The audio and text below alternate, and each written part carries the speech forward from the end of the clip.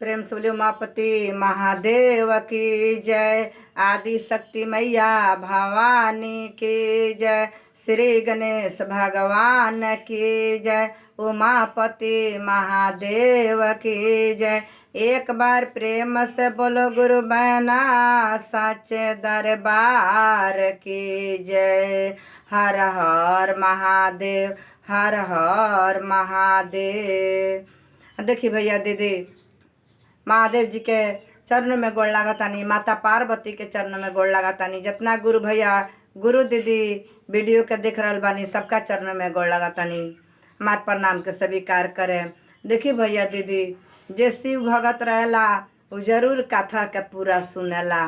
कथा के पूरा सुने, पूरा सुनला से महादेव जी के अपमान ना होला, रहस्य के भी जानकारी होला, आपन संकट ग्रह भी कट जाला। कोनो ऐसा दुख दलीदर बा महादेव जी के शिव कथा के सुनी। कथा सुनला पर सारी ग्रह दुविधा संकट सारा कटित हो जाला। देव के देव महादेव उहाँ के शरण में हमनी के बानी सन, उहाँ के शरण में बैठ के कथा कह रहल बानी सन। सच्चा दरबार में महादेव सबके नैया पार लगाई, सबके भूल चुक के क्षमा करी। तो देखी भैया दीदी, ढेर बात कैला से समय कटित होला, लेकिन महादेव के दया मांगी, महादेव के गुरु बना ली, शिष्य बन जाई आ महादेव के विनती करी, सारा मनोकामना पूरा हो जाई। कथा के पूरा सुनी तो देखी कैसे एगो दीदी गरीब बानी, कैसे वहाँ के नैया पार होता आ कैसे महादेव वहाँ के दया देतानी। देखी भैया दीदी, मन में खोट ना रखे के चाहिए। अपना सच्चा प्यार गुरु से करना, दुनिया के भय से कभी ना डरना। देवों के देव महादेव बानी, भवसागर से नैया पार करे वाला।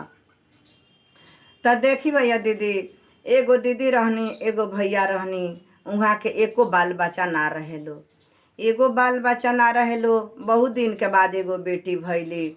बहुत दिन के बाद एगो बेटी भैली। बेटी के पालन पोषण करे लागल लो आ घर बहुत सुंदर घर बनवा दहल लो। खेत बाड़ी ना रहे, बिजनेस रहे, अपन कमास लो खास लो। कमाते खाते कहल जे घर हमनी के रहे के नहीं खे, बढ़ियारी बहुत बढ़िया मिले लागल, रोजगार सुंदर से मिले लागल। कमा कमा के बहुत सुंदर घर बनवा रहल आ वही में अपन कमाई लो खाए लो। एगो लड़की रहली, लड़की के लेके वही में रहे लो। ता देखी भैया दीदी, एक दिन के बाद गाँव नगर के भैया दीदी कहतनी जे दीदी बबी के शादी करी ना, एगो भोज रौरा घरे जागो। कहनी उ भैया कहनी जे कहीं बात करी लोगन तो शादी कल जा, बेटी बाड़ी तो शादी करही के बा। तो बतियाई लोगन, बातचीत चले लागल। बातचीत जब चले लागल, शादी के बाद जब होखे लागल तो एगो लड़का, बहुत सुंदर लड़का मिललन। उहो अपना बाप माई के अकेला ही रहलन आ इहो अपना बाप माई के अकेला ही रहली। तो लोग बतियावल, कहल जे बड़ा सुंदर जोड़ी बा से भैया। वो लड़का अपना बाप माई के अकेला ही बाड़न आ बबियो अकेले बाड़ी। बड़ा सुख होई बबी के वो घर में। बहुत पढ़ल लिखल लड़का, बड़ा सुंदर बाड़न। अब देखी जब गईलो, देख सुन कह के पर पूजाई कह के आइलो, बड़ा सुंदर माहौल लागल, बड़ा बढ़िया लागल। हे महादेव, बड़ा बढ़िया ये लोग के जोड़ी बनल बाटे। जब पूजाई कह के उ चल आइलो, तब उ लड़का के माई कहतारी अपना पति से, ये स्वामी आ देखी ना, दान दहे तो नैखन देत, बाकी ए नवासा के बा संपत्ति। दूसर भाई बहन हईले नहीं खे वो लड़की के, ए जने आई जाय दी, दान दहेज नहीं खे मिलत। रउआ तो जबान हार गइल बानी आ नवासा के संपत्ति तो घर दुआर हमनी के हो जाई, शादी कर दिया। तो कहलन लड़का के बपसी जे हाँ ठीक कहतारू। जंगैजन के बबुआ अकेले बाड़न, ओहू जन के लड़की अकेला ही बाड़ी। तो दोनों ठन के संपत्ति हो जाई, बबुआ के खूब सुख होई। कबो तो इन करे न होई नवासा के संपत्ति। तो ठीक बा, अब शादी कर दिया। जौन कम बेस ले आइल बालू तवन ले आइल बालू। थोड़े थोड़े गरीब भैया रहल ही रहलन, थोड़े थोड़े सामान क के गई रहे। अब देख के संतोष बन्हा गई आ मन में मने लालच आ गई कि नवासा के संपत्ति बा तो हमरा बेटा के होई, हमनिए के होई। तो देखी भैया दीदी, अब पर पूजाई हो गई, दिन दिया गई, अगला साल हमनी के शादी कल जाई। हमार कमा कमा कमा कमाई भैया बटोरे लगनी कि हमरा बेटी के शादी करे के बा। उ दिन आके पहुँच गई। बस शादी के दिन उतरा गई, बारात आई, बड़ा धूमधाम से शादी भइल, बड़ा सुंदर से निमने निमने शादी भइल। शादी उदी हो गई, लड़की के विदाई हो गई, लड़की अपना घर चल गई। लड़की अपना घर चल गईली, बड़ा खुशी से रहस, जैसे नैहर में अपना माई बाबूजी के सेवा करस, प्रेम दुलार मिले, वहू जान बड़ा बढ़िया से प्रेम दुलार मिले लागल, बड़ा सुंदर से रहे लगली। मनावस खियावस, सास ससुर पति के सबकर सेवा करस। करत करत देखी भैया दीदी कुछ दिन बीत गईल, एको बाल बच्चा इनका ना भइल। एको बाल बच्चा इनका ना भइल। जब समय बीत गई तले एक दिन के बात है कि उ लड़की के माई के तबीयत खराब हो गई। जब उ लड़की के माई के तबीयत खराब हो गई, जे बबी रही है तो बनावत रही है, एगो अरहावल करत रही है, अब तो बबी चल गईली अपना घर है। अब यही चिंता में सोचते सोचते वो दीदी के तबीयत खराब हो गई, बहुत जोर से तबीयत खराब हो गई। अब जितना कमैले रहलन भैया उतना के दर दवाई इलाज सब करौलन, बाकी तबीयत ठीक ना होखे, खराबे चले। तो ऐसा समय आयल जो उनका लगे पैसा अब कम हो गईल। अब पैसा ना रहे कि पत्नी के देह में वो लगावस। तब एगो भैया से राय लेता रहन जे भैया देखी ना हमरा मलकिनी के तबीयत खराब हो गईल बा, अब हमरा लगे पैसा नहीं खे जे हम इनका देह में लगाई। कहीं से हमरा 5,000 रुपया मिल जाई तो हम इनका के ले जैती हम पटना दवाई करावे। जब ये बात उ भैया सुनतानी तो कहतानी जे भैया देखी रउआ मान ली पैसा मांगतानी केहू से, तो केहू रउरा लगे धन दौलत बा ना, खाली वह रउरा लगे घर बा, का जाने केहू रउआ के दी आ कि ना दी। तो काम करी आपन रउरा घर बन घित ध दी, अपन घर ध दी आ पैसा ले ली आ ले जाई अपन दवाई कराई, अपन कमाए में रउआ तो छोड़ा ले हैं।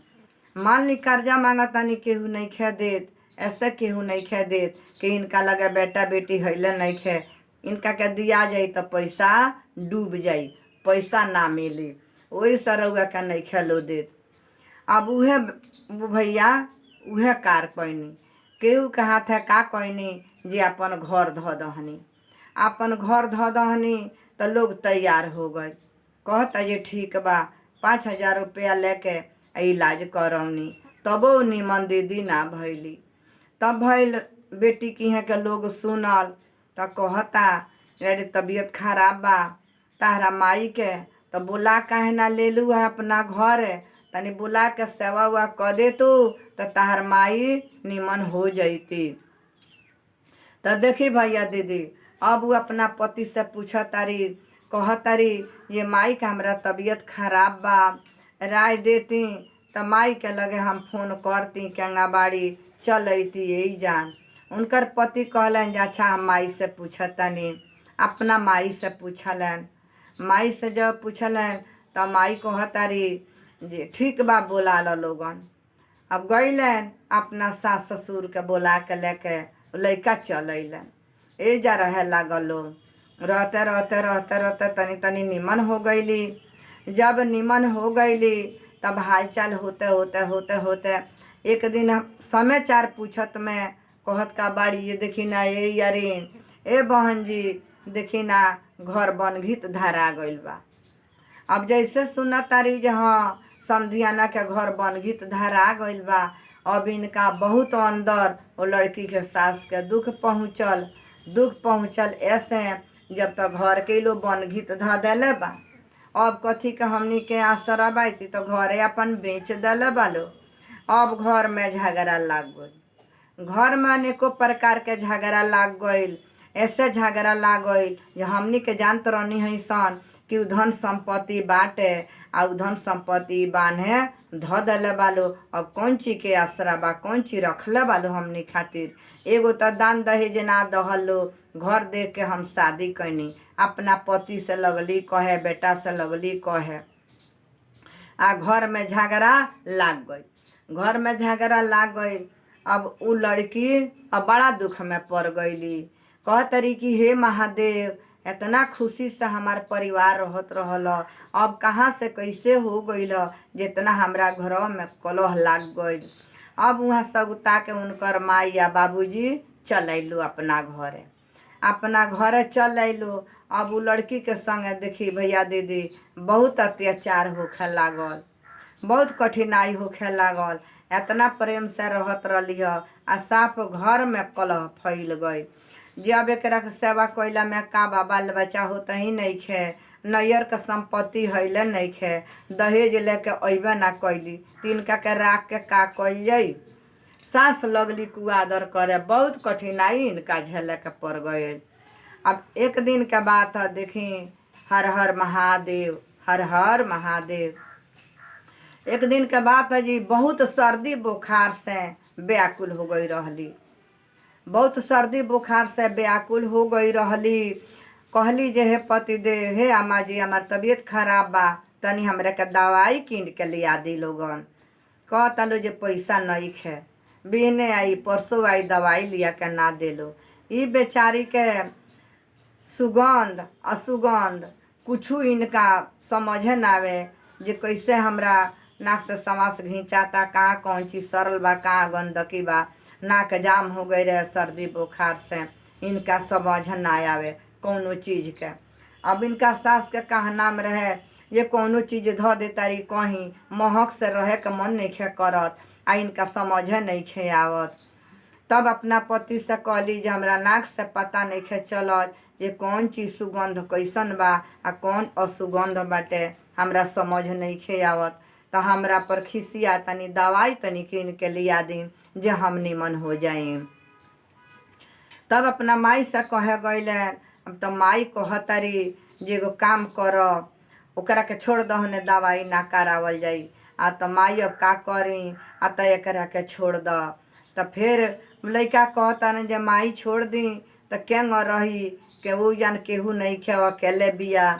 आ तो कहत एकरा के जान से हम मार दी। माई कहतरी जे ना, जान से मरब तब फंस जल जाई, हमनी के छोड़ देब तबो हमनी के फंस जल जाई। से तू जा पूछ के आव जे ओकर तबीयत केंगा बा, तब हम राज बताए।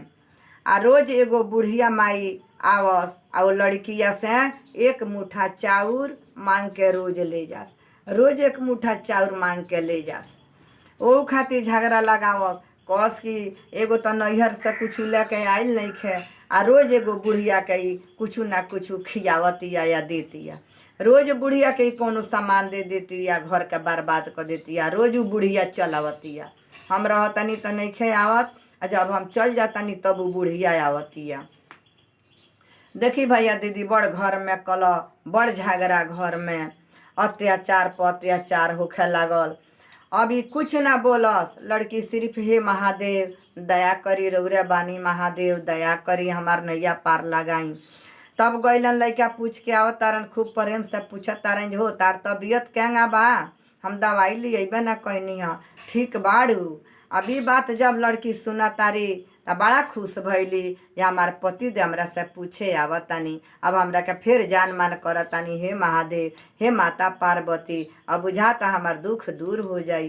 कहतारी जे ना, देखी ना, नाक से हमरा कुछ नहीं के समझ में आवत, जानकारी कैसे बा, का महकता का नहीं के महकत, तनी दवाई हमरा के ले आ दी। कहलन जे अच्छा ठीक बा, बिहने हम तारा के दवाई लिया दे।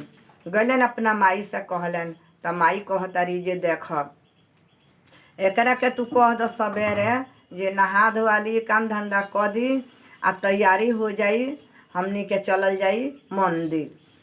एबरा कह के आव, आ जब वो मंदिर जाए के हमनी के संगे तैयारी हो जाई, तब कह दिया तू जे ना, हमनी खातिर मंदिर से आवतानी सन, तले तारा के लेके अस्पताले चले के बा, तू हमनी खातिर नाश्ता बना देले रहिया।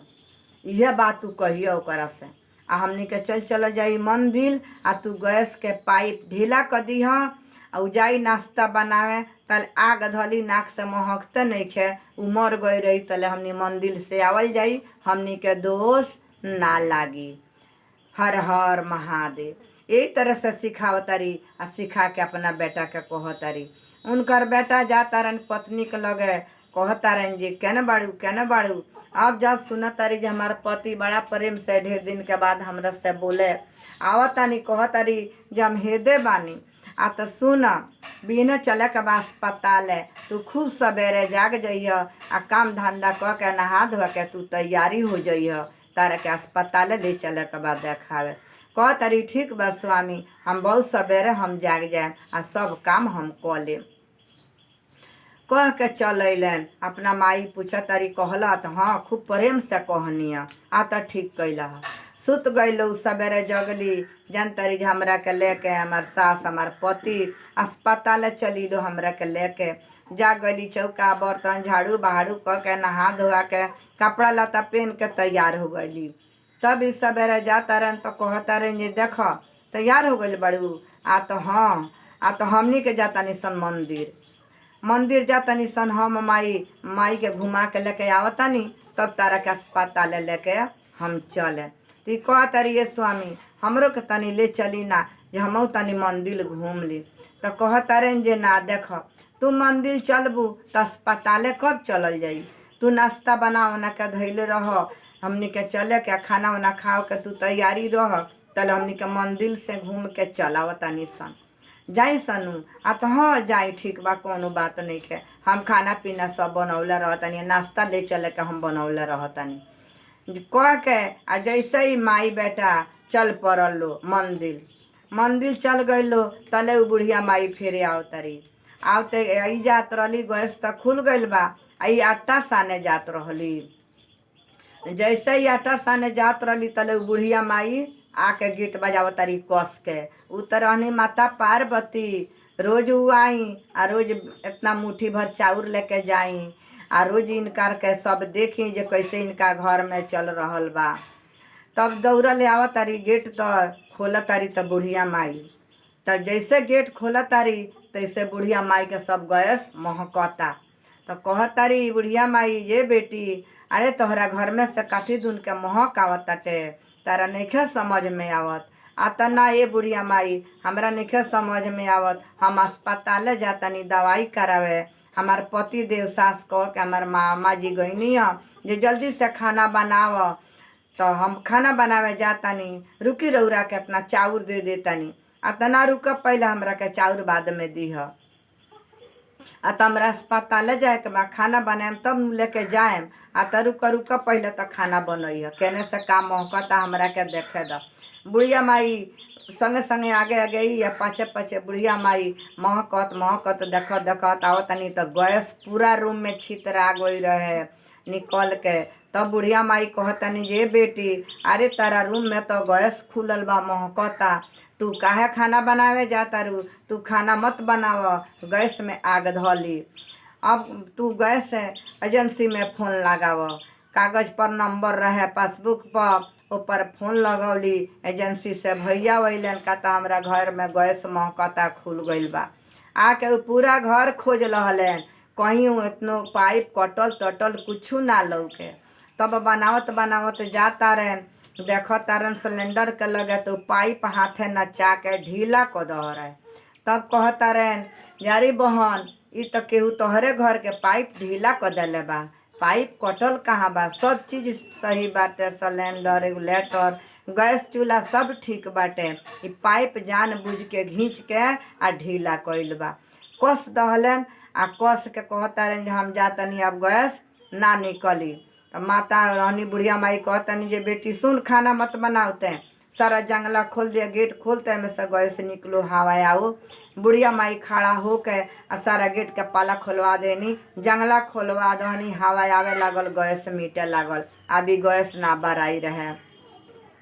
जैसे थोड़ा देर बीतता तले इनकर पति फोन करता रहन जे हो देख तू कहाँ बाड़ू, तो घरे बानी। आ तो घरे बाड़ू, हम अस्पताल में बानी, बड़ी भारी हमनी के एक्सीडेंट भइल, माई ओइजा मर गइल बाड़ी आ हमारे कौनो ठीक नहीं खे, हम अस्पताल में हे जगह बानी, तू जल्दी आव। अब बुढ़िया माई के इतना चाउर दे देली, बुढ़िया माई अपना घर चल गईनी। ई दौड़ल सवारी पकड़ के अस्पताल में चल गई। जब अस्पताल में जाता रही हो जान तो कर जोड़ के आ माफ़ी मांगता रहन अपना पत्नी से, जे देखो हमरा गलती के माफ़ कर दो, हम अब ना जियम, अब हमार झटका लागता, कंठ रुन्हाइल जाता, माई तो ओइजन मर गईली, हमरा से बहुत कुकर्म भई रहल, तारा के मारे के कोशिश कैनी है, गैस के पाइप हम ढीला करके आई रहनी है, पता न तू के बच गईलू आ हमनी के सिरे बीत गई, हम जैसन कुकर्म कैले रहनी है वैसन हमरा मिल गई, हमरा गलती के माफ़ कर दो। कहते कहते कहते उनका पति के जोनी बदल गई। जब जोनी बदल गई, अब वहाँ से रोवत रोवत घर अली, उनकर माई उनकर बाबूजी आई लो, आके कुछ दिन रहल लो, अब बोला के अपना घर लेके चल गई, अपना घर लेके चल गई लो, यान घर लेके चल गई लो, कुछ दिन रहली। ओकरा बाद माई या बाबूजी कहता लो, बबी तार शादी हमनी के दूसरा ठाइन करे के बा, तू कितना दिन जा रहबू, कैसे तार दिन बीती। लड़की कर जोड़ के हाथ खड़ा हो गईली, दोनों हाथ जोड़ के, जे हे माई हे बाबूजी तनिक हम सेवा करम, हम जोगी बन के रहें, हम ब्रह्मचारी बन के रहें, एक जगह गनी तो हमारे गुजर ना भइल, अब हमरा के दूसरा जगह मत भेजा लोगन, महादेव के चरण में चले के हमनी के नाम के घोषणा करा लेवे, हमनी के शिव चर्चा में रहल जाई, तार सेवा कल जाई, महादेव के गुरु बना लहल जा, वही में हमनी के दिन ओरा जाई, हमनी के कमाते खाते दिन बीत जाई, तनी के देही ना रही, ते धन के हम लेके भोगे आ हम अपन रहे महादेव के शरण में हम दान उपदान कर दें। अब वो जन से पति पत्नी आई लड़की सबके महादेव जी के जाके जहाँ अपना देवघर में पूजा करत रहे लो, वो जहाँ गिर गई लो, कहलो जे हे महादेव जी अब हमनी के रउआ के गुरु मानतानी सन, हमनी के अपन चला बना दी, हमरा घर परिवार के अब रउरा जाल ढोइया पार लगाई प्रभु, हमार बाबू बड़ी दुख कटले बाड़ी, मरला से बच के आ गईली, दया करी कह के आ वो दिन से एकदम महादेव के जयकार में लाग गईलो। महादेव जी अनेकों प्रकार के खुशियाँ घर में देवे लगनी। आज कमा जाइलो 4 दिन के बनिहारी, बिना कमा जाइलो 4 दिन के बनिहारी, उनका घर में आना धुन आवे लगल। हमार लड़की एकदम ब्रह्मचारी बन के मार चर्चा में जास, चर्चा में से आवस, माता पिता के सेवा कर, जे भीखा दुखा आवे ओकर सेवा करस, जे साधु संत आ जाए ओकरा के गोड़ लागस, बैठे के दिस ओकर सेवा करस, जगह जगह से लोग आशीर्वाद देवे लागल। तो देखी भैया दीदी कितना सुंदर खुशियाँ आ गई। तो जैसे कथा के पूरा सुना भैया दीदी, पूरा सुनला से रहस के जानकारी होला, आ मन में खोट ना रखे के हे भैया दीदी, अपना गलती के सजाए हमनी के अपने मिले, लेकिन गलत राह पर नहीं खे चले के। प्रेम से बोले उमापति महादेव की जय, आदि शक्ति मैया भवानी की जय, श्री गणेश भगवान की जय, हर हर महादेव। देखिए भैया दीदी कथा समाप्त हो गई। अब कथा के रुका तानी, सभी भैया दीदी के गोड़ छू के गोड़ लगा तानी, कथा के पूरा सुने, मन में हमारा विश्वास भरोसा बाजे भैया दीदी कथा के सुने, आ लाइक सब्सक्राइब शेयर जरूर करें।